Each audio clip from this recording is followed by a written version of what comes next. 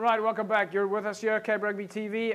Remember, you can, of course, find out all you need to know about what's happening with the Western Province Club Rugby on www.wpclubrugby.co.za and find out your fixtures, your results, and, of course, the latest news from Western Province Rugby. So, jam-packed show tonight, still coming up quite a bit of content. We're still going to take a look at the second half between Macassar and Eerste. Faisal, just going back to what we were talking about the behind-the-scenes activity. Jerome just mentioned it now as well, the player movement. You've spoken about this before. Is that it now, where the players are, is where the players stay? Yeah, so basically past weekend, the 16th was the cutoff. So if you play for a club on that day, basically you're bound to the club. If you haven't played, you still have a bit of choice in terms of, I wouldn't say you got choice, but it's not cemented. Okay. I can put it that way. But the 16th is sealed off for movement and that. All right. Yeah. Are there some players that maybe avoid playing a game, like they don't play any games, because then they can avoid the cutoff? JP, it's always, I always say it happens behind the scenes. I always say it's the same as the clubs. A lot of them organize games so that they, cement as well. So I think it's a matter of how you interpret, how you look at the rules and that there. And, again, it's up to the players. And I think, planning and preparation is important from a coaching and also from a player's perspective. You can't still be looking for clubs a week to go before and what about, like, if I ask a more tricky question now, what if you played for the second team and not the first team? Does that count as played? It counts as played. Whether you played third team, second team, under 20s, reserve. If you played for the club on that day, you're bound to the club. Okay, I'm going to ask you another tricky question. So, what if you were on the bench and you didn't get onto the field?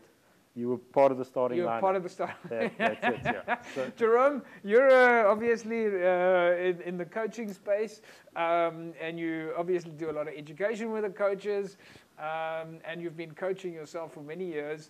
Are these the kind of things, I mean, we know that nowadays, you see coaches with flashing lights on the top of stadiums and things, and very other sneaky ways to get around things.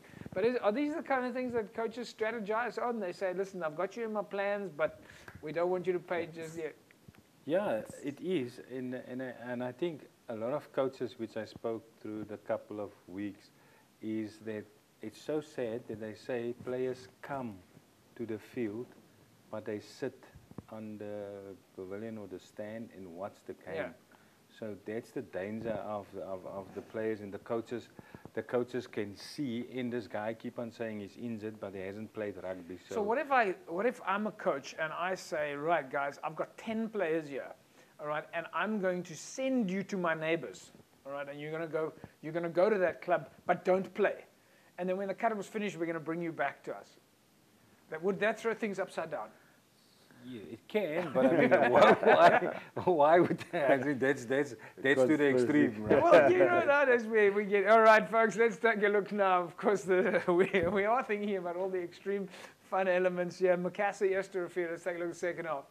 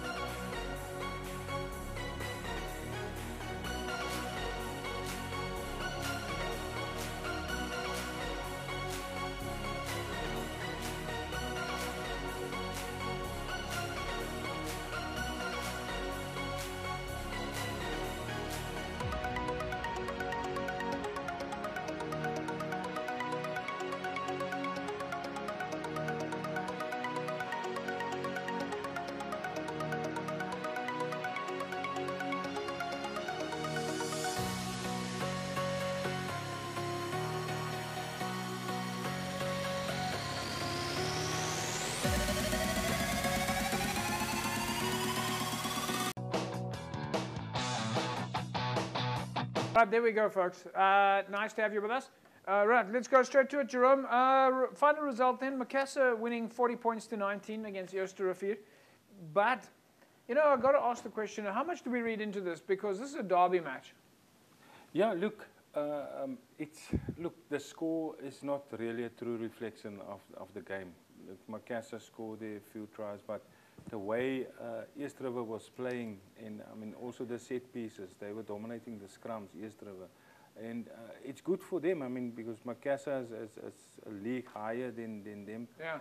And you can see what Eerste is doing, and it's good for the community of Eerste because you can see the passion, how the players play and what they do. So there's big, how do I say, I mean, players don't have to move around. If you stay in Eerste near the field, go play for Eerste. Don't go, you don't have to run around. And the same with Macassar, I think they also maybe tried a few other combinations, which is also good. All right. Right, folks, you're with us here on Cape Rugby TV. We're still talking about what's happening in the world of Western Province Club Rugby, especially the dynamics around getting to the first games, which is now not far away. I think we're up and running in 2 weeks' time or so, or 2.5 weeks, and then we'll know what the first taste is like and how much of a difference, in fact, the friendlies versus the actual league is going to look like. We'll take a break. When we come back, we'll carry on talking club rugby. Back in a sec.